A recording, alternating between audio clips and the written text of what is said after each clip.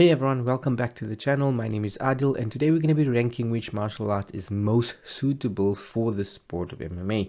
When I say most suitable, basically what we're referring to is which martial art serves as a good solid foundation and will translate well into the combat sport of mixed martial arts.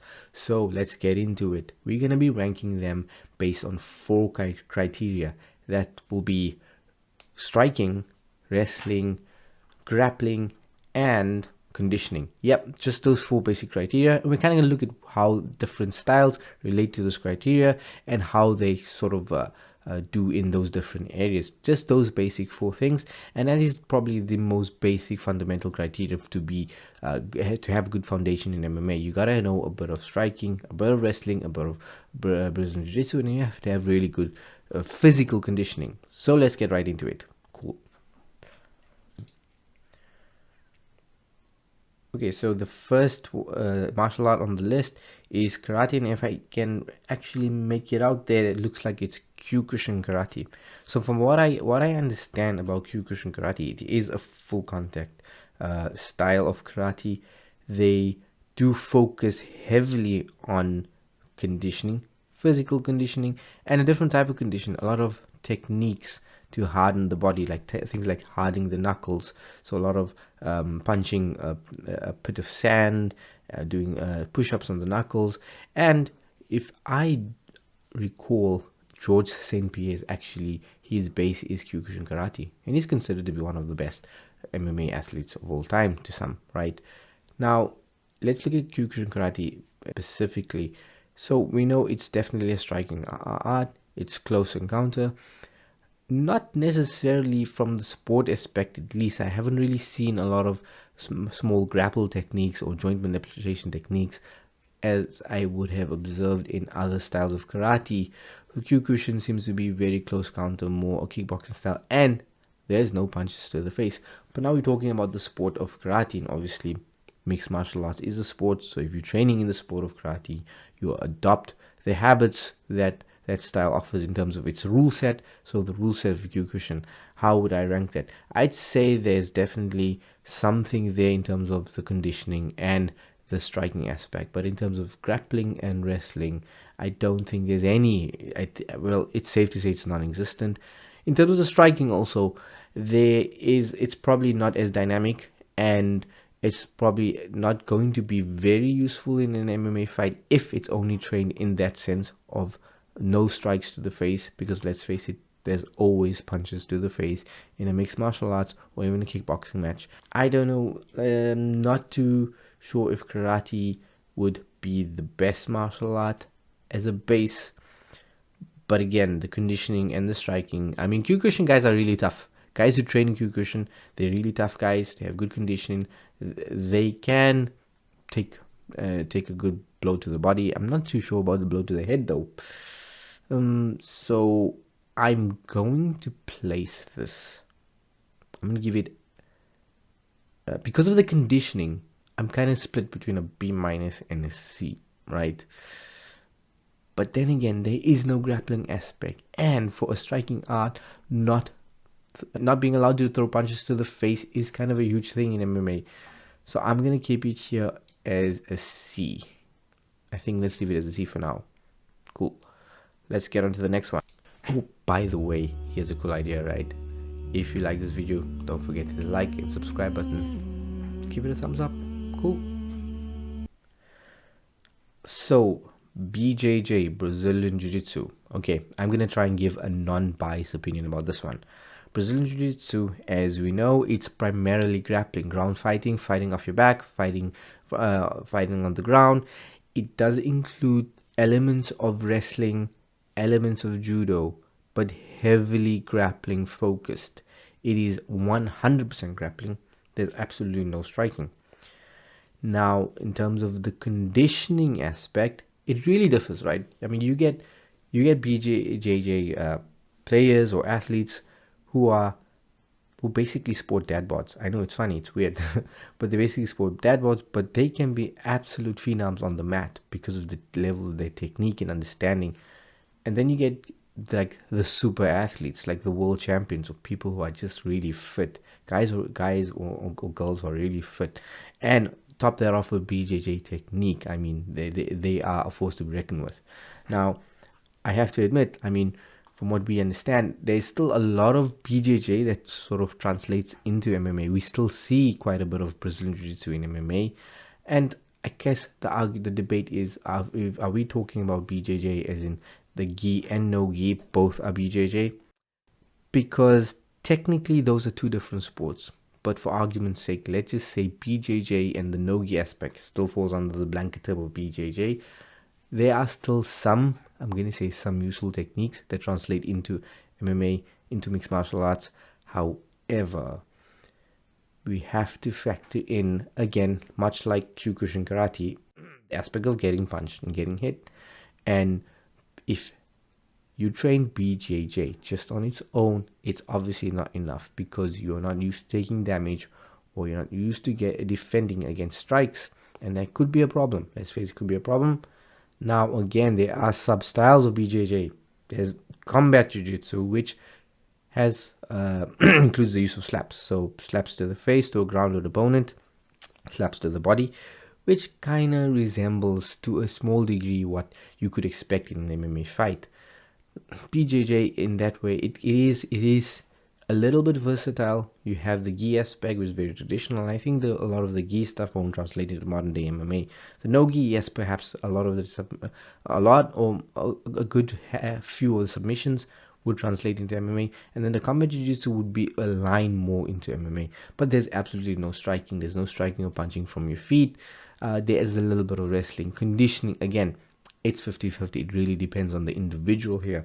So in terms of BJJ, because we can still see some sort of Brazilian Jiu-Jitsu in MMA, and if I had a choice, right, between being a specialist or entering an MMA fight and only training in kickboxing or only training in Brazilian Jiu-Jitsu for like 2 months, I'd probably train in Brazilian Jiu-Jitsu because a grappler is likely to control someone in a fight in the cage, someone who's completely untrained, and perhaps would have that little bit of an edge. So okay, BJJ, like we said, it has no as a base for sport of MMA. I'm gonna give it a B. There we go. Cool. Okay, so the next one on this list. So on this, I mean, I don't really understand the Japanese writing, but it looks to me like Aikido based on the kimonos, the big black kimonos in white gis. Now, again, I'm no expert in Aikido. However, like my knowledge of Aikido basically extends to what I've seen on TV and movies on YouTube. I do know there is a channel called Martial Arts Journey, and essentially this is about a Aikido instructor. He's Aikido black belt, and he closed down his gym to pursue MMA because he found some of the techniques, a lot of techniques, to be unrealistic and ineffective. And I'm just obviously paraphrasing here. So I'd obviously consider him to be a subject matter expert, and just following his journey online on YouTube, he obviously was running a school. He had many students, and he was an Aikido black belt. He's met a lot of Aikido masters, and he's non-biased opinion, obviously, because I mean this is his art form. I mean he didn't find it very effective. Now, from what I've observed and what I've seen of Aikido, there's a lot of small joint manipulation, a lot of that sort of trying to use your opponent's momentum against him or her. I think Steven Seagal is like the poster boy for Aikido. So perhaps there's some grappling techniques. Perhaps there's a little bit of grappling techniques. From my understanding, there's absolutely no striking. There's some debate about Aikido being trained to defend against samurai. I'm not gonna even try and get into that. The condition again.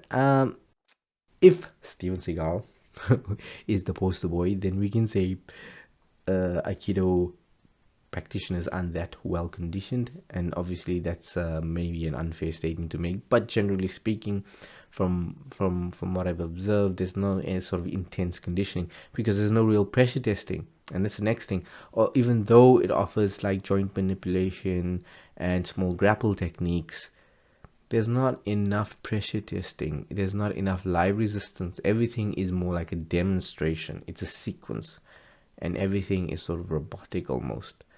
So striking, no. Grappling, maybe. It's debatable. Wrestling, no. Conditioning, no. I'm probably likely gonna put Aikido.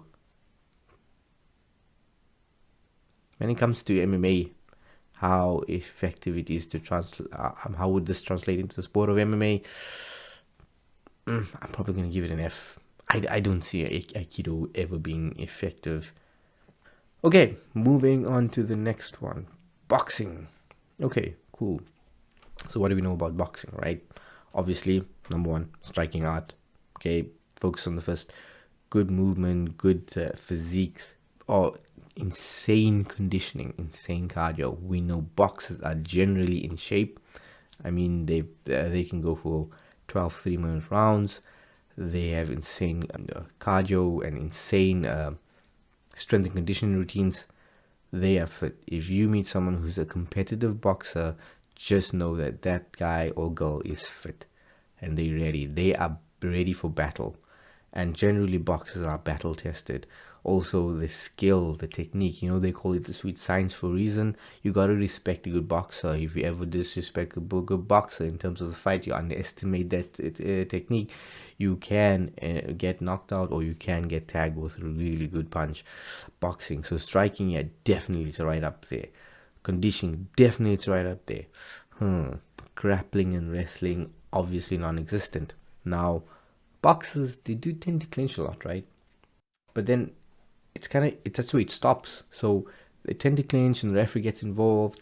And the thing with that is, in mixed martial arts, it's kind of like a point where the fight maybe just begins. So when two fighters clinch, they're up against the cage, the referee's not really going to intervene unless there's inactivity, like complete inactivity. Guys just hugging each other, hugging it out for 1 minute, not really progressing their position. That's what I'm saying with boxing. So if you're training boxing, much like Kyokushin karate, where you program to stop fighting when you get hit in the face, boxing, you kind of program to stop fighting once you're in a clinch. That's going to be a problem in MMA. That's really going to be a problem. But perhaps at the amateur level, you are going to give some guys some problems with the conditioning and with the skill of boxing alone. So how would I rank this? How does boxing translate into the sport of MMA? It's really difficult. See, you're going to get taken down as a boxer. Like, if I look here, I can't put it next to BJJ because the BJJ guy just has to shoot for the takedown and get on top. And what's the boxer going to do? So I think I'll give it a B minus. I think we'll leave it there for now. Okay. Right, the next one we have catch wrestling. So wrestling, yeah, let's break it down again. Wrestling, obviously no striking. Grappling, catch wrestling, grappling, yeah, perhaps there's a bit of both. Conditioning, yes, definitely. Wrestlers are well conditioned. Have you ever met a wrestler and have you ever seen their neck, the muscles on the neck, the traps, the shoulders, the delts? Insane upper body strength. It's like not human. Like, I've experienced this when grappling with wrestlers. It's like if they can balance on their head, literally just stand on their head during a roll, and like it's like natural. It's like nothing. It's like an extra limb. The insane strength that these guys have. So conditioning right up there. Wrestling obviously right up. Catch wrestling right up there. Grappling aspect, there's not a lot of submissions, right? There's not a lot of submissions. Also, you kind of it kind of stops when you are on your back. So that could be a problem in MMA. But still, I mean, obviously there's not going to be any striking. I still think it would serve as a good base because a wrestler can stop a striker. and a really good wrestler who can maintain that level of pressure on top of his opponent can also give a good BJJ guy a lot of trouble, who can basically shut down a guard game and defend against submissions well. And I think that's a good base. I actually think it's a good base, because if you look at MMA, we have striking, and then we have wrestling, grappling, and the wrestling is generally the transition phase, right, where things change in the fight, where the fight transitions from a kickboxing match to a ground fight. Someone has to wrestle, or two guys will have to wrestle to get that fight to the ground. Okay, I'm gonna put this. I'm gonna give this probably an A minus. Okay, sorry, I just want to reiterate. So catch wrestling obviously does have its own arsenal of submissions. A lot of those submissions would be from the top, not from the bottom. So BJJ definitely has a lot more submissions. Okay, what do we have next on the list? Capoeira. Sorry. Okay, I don't mean to be funny about it, but like, I actually attempted to train capoeira, right? This was actually like quite a few years ago when I just got started into MMA, and I thought like capoeira seems like a really cool art form. Guys are really flexible, really nimble, and I kind of saw this video where they do these insane type of like scissor leg takedowns and sweep takedowns, and I wanted to learn that out, and I kind of wanted to experiment with it and see if it can work in a fight. So obviously I didn't last very long in capoeira, because I didn't have the time to focus on capoeira while focusing on MMA and other martial arts at the time. So I really think it's one of those things. It depends on how you train it and where you train it and who you're training with. From my understanding, Anderson Silva actually knows a bit of capoeira, and in some of his fights you can see that sort of Jenga rhythm, the footwork coming in. And I know of fights, MMA fights, at least I've seen this on YouTube, where that capoeira style spinning wheel kick can be lethal and can knock someone out. So in terms of striking, I think if you train capoeira for combat sports, and if you train capoeira against live resistance, perhaps the striking techniques can be effective. Debatable generally, but the norm is capoeira isn't trained under against live resistance. It's not trained against different styles like most martial arts. In terms of grappling, I think there are a few kind of like sweep takedowns, like scissor sweep takedowns. There are ways you can take your opponent down in capoeira with your legs. It's really fancy and flowery. I don't know how effective that is, but there are a few. But there's definitely no wrestling. And capoeira players or dancers or whatever you want to call them, yes, you gotta be physically fit. You gotta be flexible, man. You gotta be physically fit to do that. But again, the striking, how effective is it? It's not. It's there, but it's not there. It really depends. If you take it as a dance or take it as a martial art, it's really debatable. Is it even a martial art or dance at this point in this day and age? I'm not gonna call the few takedowns you get in capoeira. I'm not really gonna call it grappling or wrestling. I'd say capoeira would probably be a D. I'm gonna give it a D. Let's go with that. Okay, the next one on the list, Jiu-Jitsu. So Japanese Jiu-Jitsu, definitely a lot of.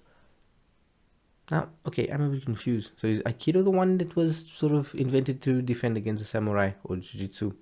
Don't know. Let me know in the comment section below if you guys know the answer. Jiu-Jitsu. So also a bit of grappling, and to my knowledge, there are a lot of Japanese Jiu-Jitsu practitioners who do practice rolling on the ground. So there is an element of grappling there. And I think recently, I could be mistaken, perhaps it was always like that, there is a bit of live resistance with the Japanese Jiu-Jitsu. The techniques, however, a lot of them can be unrealistic, much like Aikido, and it's also demonstration, right? But there is an element of training against live resistance, which gives it a bit of credibility in that regard, a bit, right? So a bit of grappling. I don't know if you want to call it wrestling. There's probably a bit of there may be a little bit of gi control there. In terms of conditioning, I don't know. I don't think Japanese jiu-jitsu practitioners are like super fit athletes, but I think you have to have a reasonable level of fitness for it. And obviously, to my knowledge, there's no striking. So I think Japanese jiu-jitsu,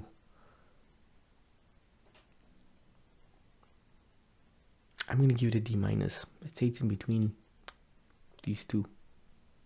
D minus. Okay, I have no idea what this is. I'm assuming that could be Wing Chun, and this would be Kung Fu. Interesting. I'm gonna actually go I'm gonna say this is maybe Kung Fu, and that's Jeet Kune Do. I could be wrong, it's just an image, but let's just, for argument's sake, let's just see, right? Let's just test the theory. Jeet Kune Do. How would Jeet Kune Do translate into MMA? How good is it as a base?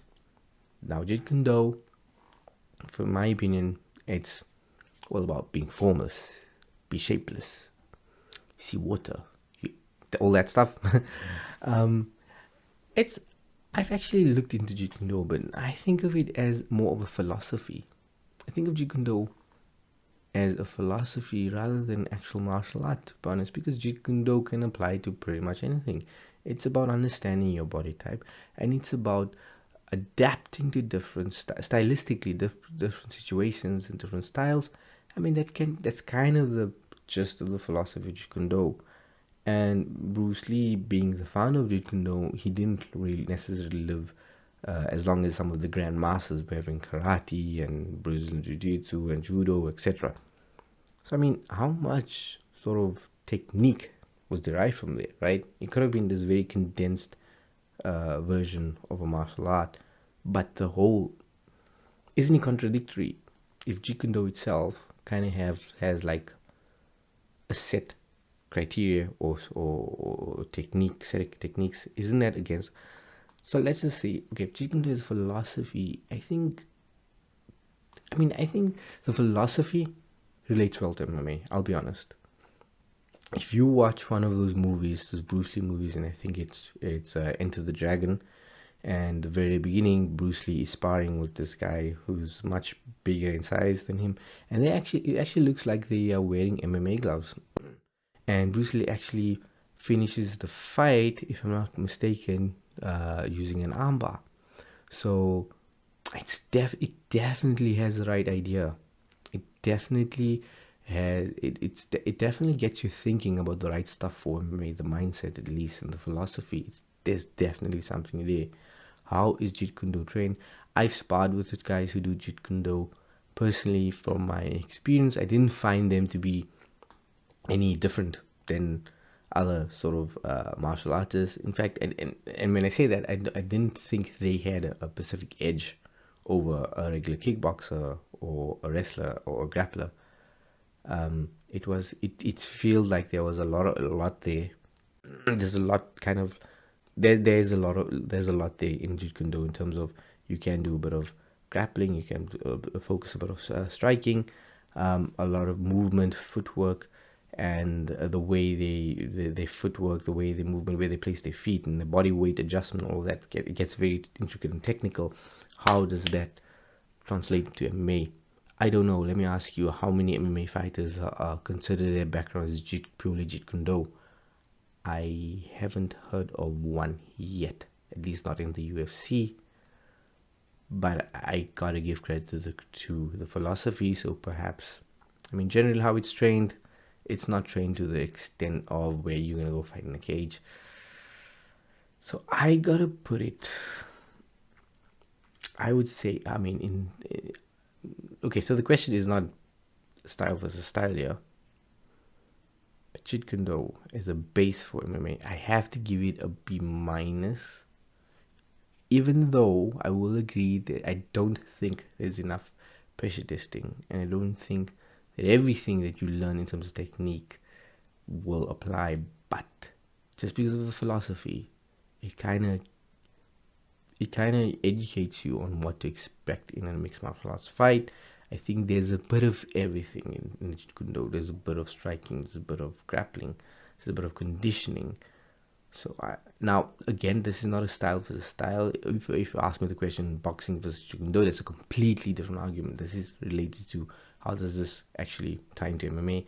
I'll give this a B minus. Let's leave it there for now. Okay, Judo. That's the next one. Interesting. Okay, Judo from Japan, primarily a grappling art, not the Judo we see in the Olympics. That's completely different, because I think the traditional Judo actually had a lot more submissions in it, like in fact leg locks, right? While modern day Judo, you gotta get used to sort of grappling without the gi in MMA, but the likes of, I think, Ronda Rousey kind of was a good representation of Judo in MMA. Can Judo work well? Well, just one thing. Judo, yes, as a judoka, you gotta be well conditioned. I mean, you are being thrown on the mat pretty much every other day. There's no striking, yes. There's definitely it's all grappling. There's no wrestling. I mean, yes, you can take your opponent down per se.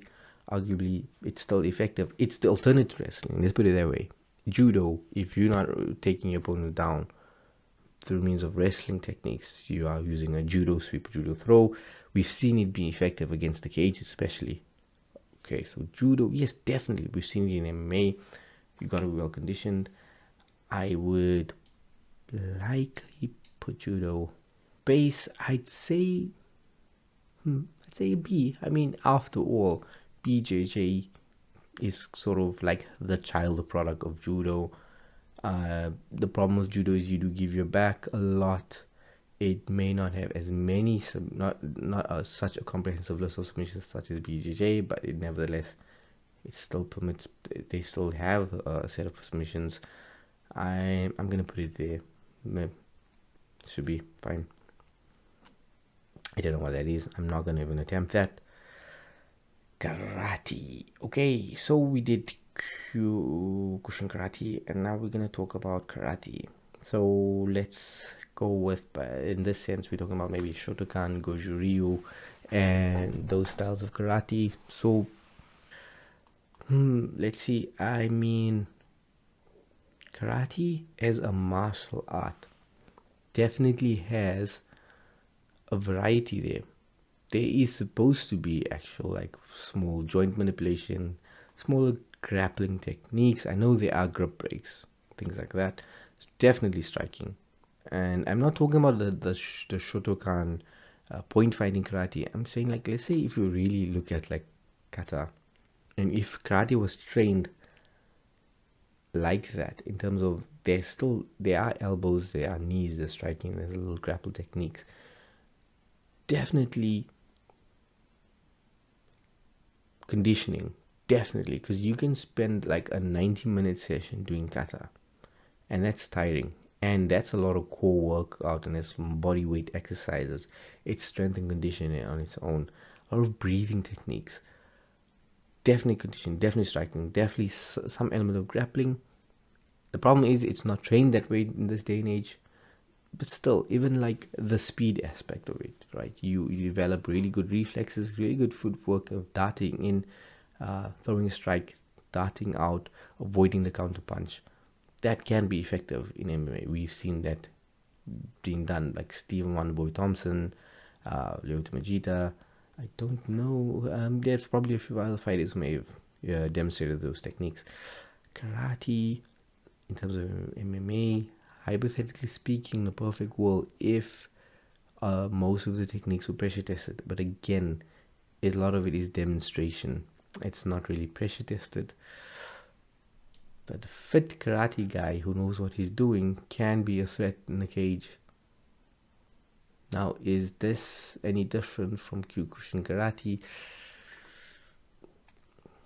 If it's purely a kickboxing match, right? If it's purely a kickboxing match, Kyokushin would have the upper hand. If we're talking about kickboxing, we're talking about MMA. I think in the context of how well this translates into MMA, I have to give the traditional karate a little bit of an edge. I'm gonna put it. Let's give it C. Also going to bring this down. Jeet Kune to a C, because Jeet Kune doesn't have that sport combative aspect. It's not a lot of exposure to pressure and real life fighting. I just realized that. So let's put all the karate together. Wait, actually, Kyokushin, Jeet Kune. Let's keep it as a C for now. Cool. Right. Kenpo karate, I'm not gonna answer that. Like, let's assume that ties into karate. I'm sure it's like potato, minor differences right now. The distinct differences would be Kyokushin karate and then your whatever traditional karate. Okay, kickboxing, right? Again, there are multiple styles of kickboxing, but let's assume in this case we're referring to kickboxing, full contact fighting, where all shots are legal above the waist, with the exception of a lower leg kick. That's generally the rule of kickboxing, and there will be no clinching involved. So kickboxing, definitely right up there with striking. Conditioning, much like boxing, oh, definitely right up there. I mean, kickboxers don't only do this in the regular strength and conditioning, they also learn to absorb a lot of impact. Absolutely no grappling techniques whatsoever. And with those heavy head kicks, you are prone to get taken down. As a kickboxer, you do expose yourself to the possibility of getting taken down. Striking's up there, conditioning's up there, no grappling, absolutely no wrestling, because I don't think there's any clinch work at all in boxing. I'm gonna put it here as, let's see, B.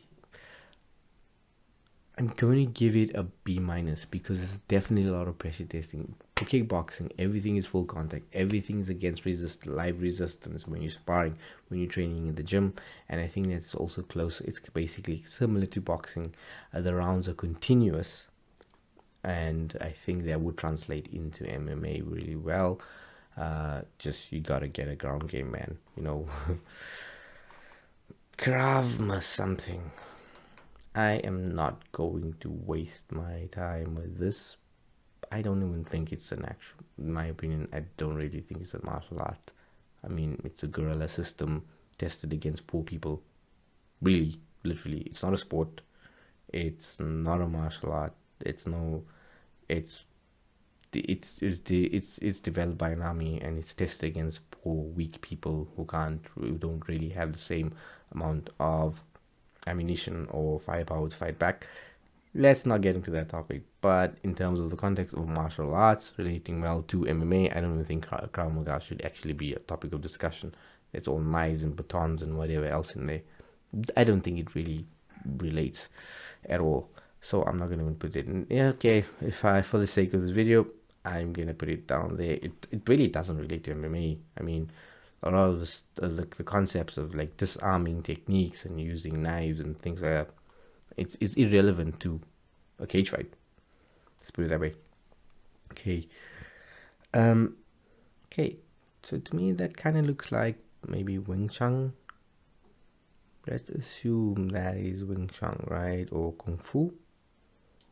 Okay. That's Wing Chun Kung Fu, and that's regular Kung Fu. Okay, Kung Fu, let's just say, okay, that's just an image. Let's just assume we are talking about Shaolin Kung Fu. Now, have you ever seen those guys like in China who train in the monasteries or whatever? Those guys are freaking conditioned, man. They are so fit. Definitely right of their conditioning.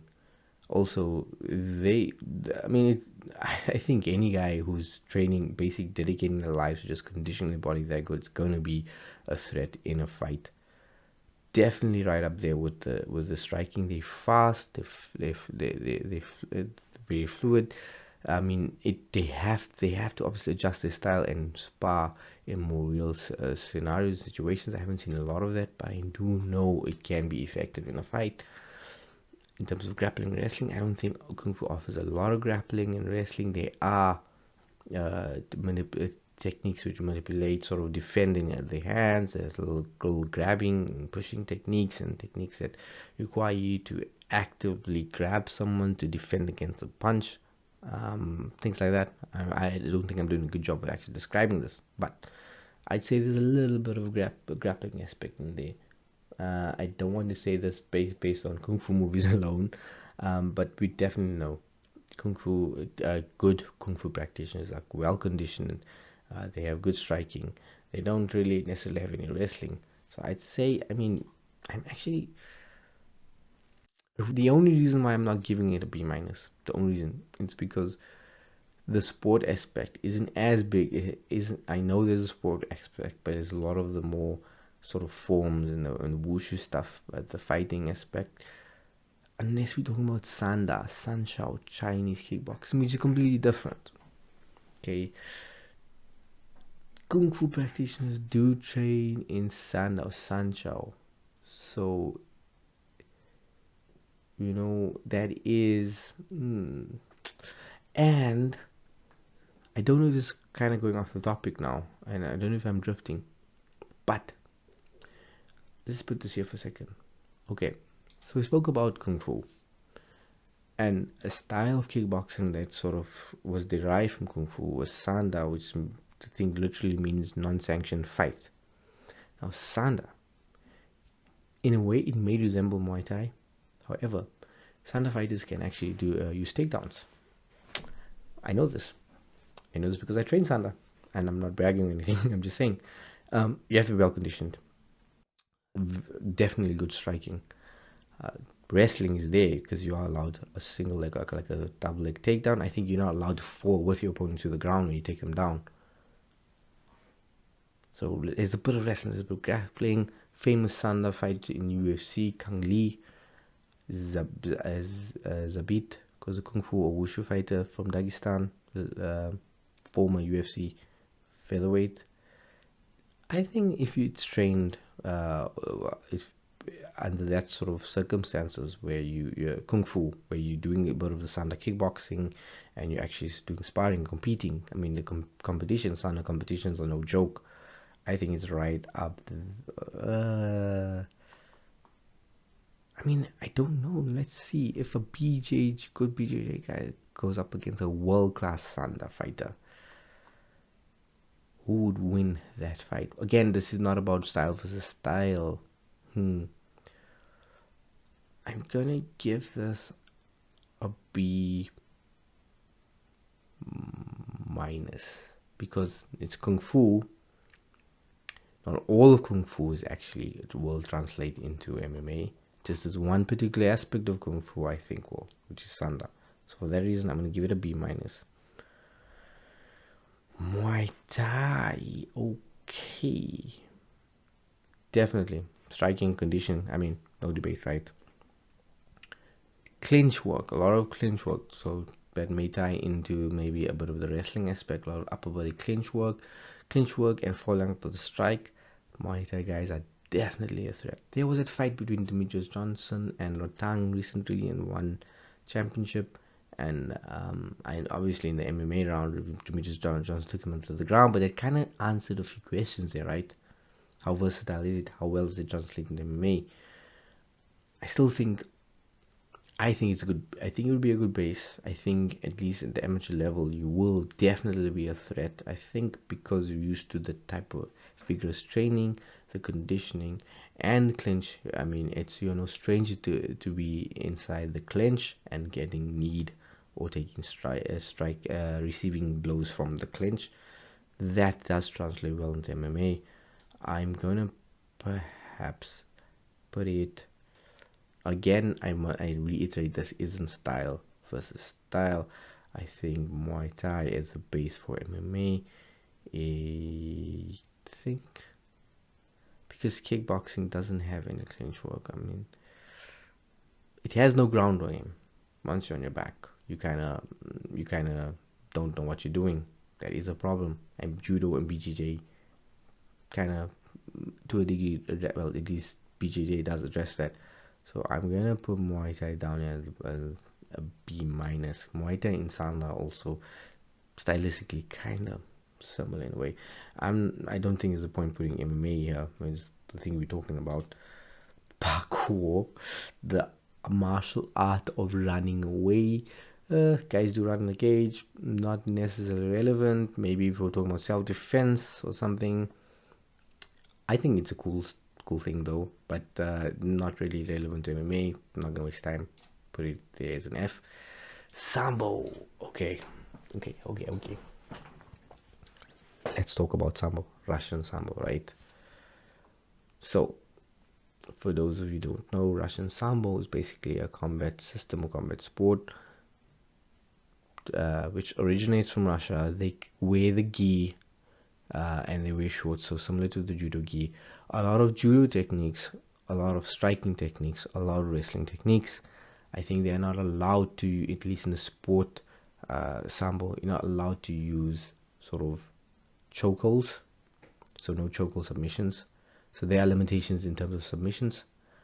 But Sambo, I think if I have to look at all the martial arts here on this board, I think Sambo would be the closest one that resembles mixed martial arts. If we isolate it, a martial art on its own, and be like, hey, which one actually looks like MMA? I'd say Sambo. It has it kind of checks all the boxes here. It has the striking, not the best striking, some basic striking probably. Nevertheless, there is striking there. There's definitely grappling, like there's definitely submissions and grappling. There's definitely, obviously, wrestling, and then Sambo fighters, man, those guys are like beasts. I mean, Khabib wrestling bears, and I suppose let's look at the UFC, right? It's kind of a proven system. I mean, how many fighters come into the UFC with a high level Sambo background and aren't sort of like a force to be reckoned with? The Dagestani Sambo fighters are like one of the biggest, baddest guys. They're like some of the baddest guys in the UFC. Like pretty much anyone from Russia who's trained in Sambo at some point is like a top 10. A lot of, I could be exaggerating it, but I mean generally they make it into a top 10 ranking in the UFC. And it's almost like the sport of MMA, except it's not on a cage, it's fought on a wrestling mat. There's limitations on the submissions, and they wear gi. Now I agree that the throws that they do are much like judo, won't necessarily translate into always into MMA, but they have very strong wrestling, a very heavy top game. Oh, this one is, it's almost like it is just like a sub genre or sport or category of MMA. So I'm gonna give Sambo, in terms of translating into how well does it translate to MMA. Honestly, I'm gonna give it an S. I'm gonna put it right here on top. Yes. Purely because if you are competing and training in Sambo, it's really easy to adjust your style and prepare for an MMA fight. It's pretty much MMA with a gi on. And again, like I have to stress, if we look at the UFC as evidence of which style actually works, Sambo is definitely right up there. In my opinion, it's one of the most effective styles that could translate well into MMA. Okay, let's go to the list. I don't know what that is. Looks like another style. That looks like another style of karate or something.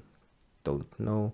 I noticed Taekwondo isn't on this list. So, okay, I know the image isn't like Taekwondo, but for just to be clear, I mean, this was just like presets I found on the internet.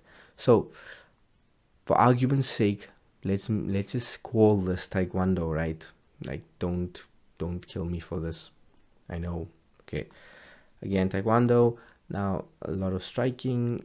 Technically, traditional Taekwondo should have like small joint manipulation or grappling techniques. Not really how it's trained. Physically fit and flexible. I don't know. I think Taekwondo would be a C minus. I mean, yeah.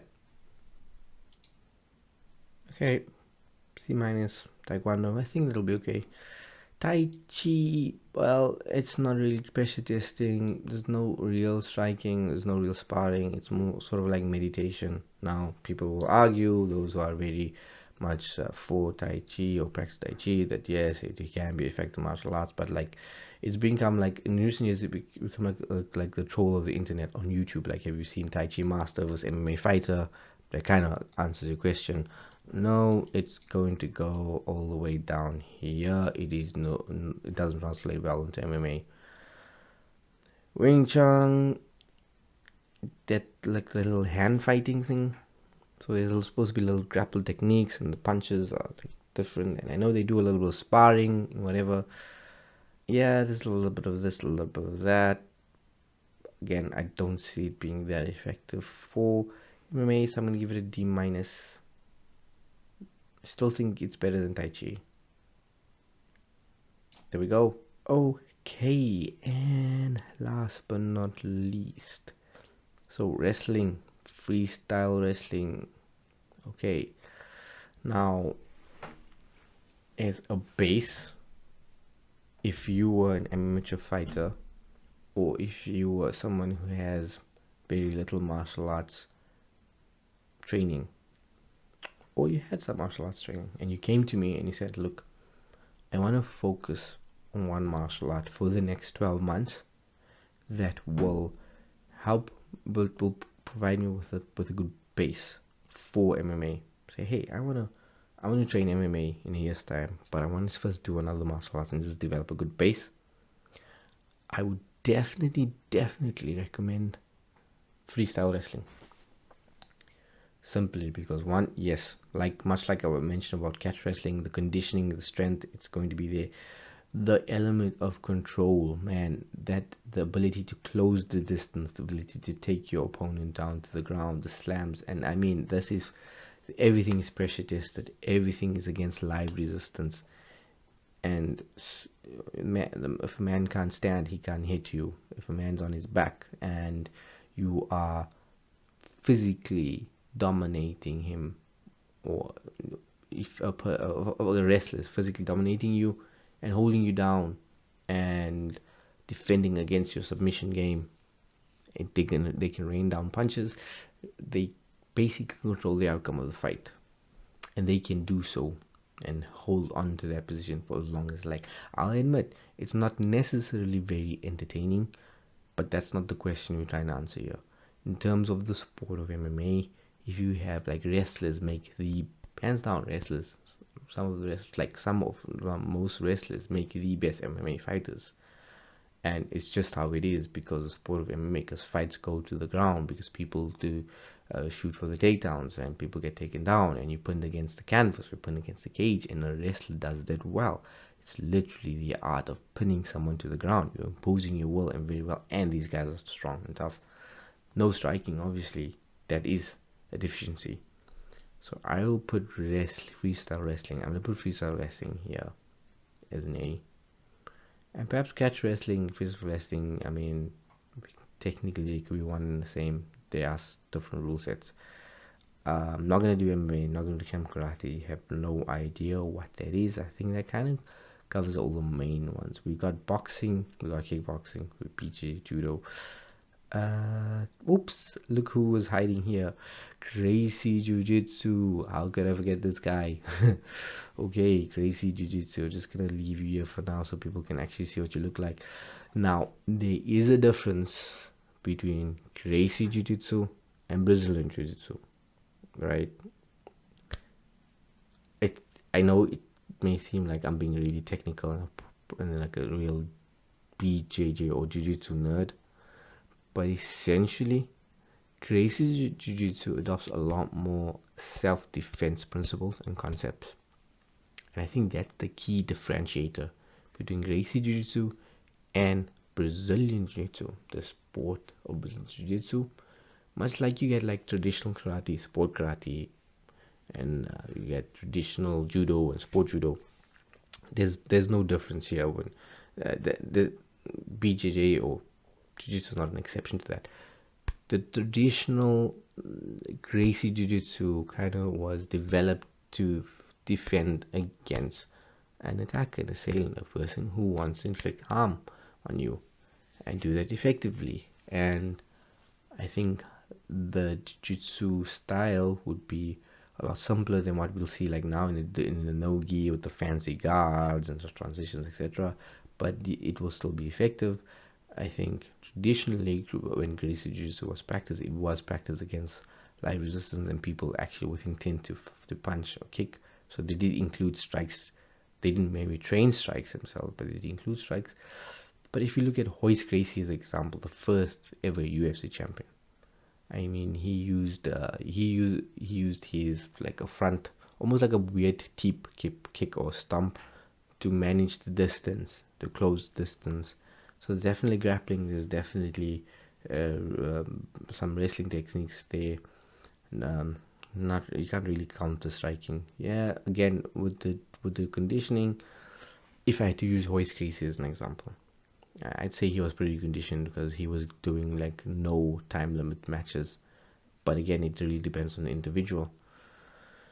Gracie Jiu-Jitsu, in terms of MMA, I think it's slightly better than your regular BJJ and Judo, definitely. Is it as effective in on the context of what really translates well into MMA? Is it effective as catch wrestling? I don't know, but I'm gonna give it the benefit of the doubt because let's face it, it has been proven. It had been proven. The Gracie Jiu-Jitsu can work. So let's go with an A minus. Boom. So there you have it. So the top 3: Sambo, Freestyle Wrestling, Catch Wrestling, Gracie Jiu-Jitsu, kind of makes sense. And then we have B minus. We have a lot of the striking arts. Again, remember, a good striker with absolute no ground game, it's kind of useless when you're on your back. I think that kind of sums it up. So that is it for this video. I hope you guys enjoyed it. Let me know in the comment section below if you agree with the way I rank things, if you'd rank things differently. I'm open to hearing your thoughts and ideas. And take care and see you next time.